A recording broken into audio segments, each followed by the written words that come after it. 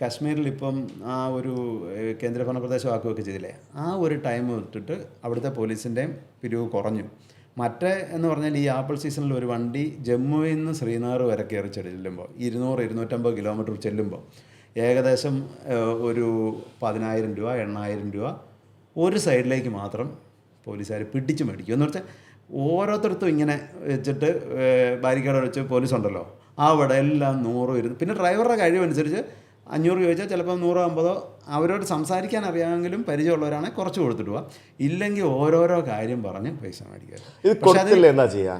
കൊടുത്തില്ലെങ്കിൽ അവരെന്നെ ചെയ്യും, ഒന്നെങ്കിൽ വണ്ടിയുടെ ഗ്ലാസ് തല്ലി പൊട്ടിക്കും, ഇല്ലെങ്കിൽ ഡ്രൈവർക്ക് അടി കൊടുക്കും, ഇല്ലെങ്കിൽ വണ്ടി പിടിച്ച് അങ്ങോട്ട് ഇങ്ങോട്ട് വരട്ട് പേടിപ്പിക്കുക. അതാണ് മെയിൻ.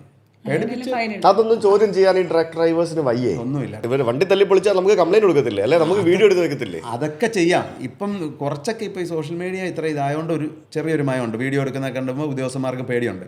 അല്ലെങ്കിൽ ഡ്രൈവർമാർക്ക് അടി കൊടുക്കും, ഇല്ലെങ്കിൽ ഗ്ലാസ് തല്ലി പൊട്ടിക്കും. ഭയങ്കര ശല്യം തന്നെയാണ്. ആണല്ലേ?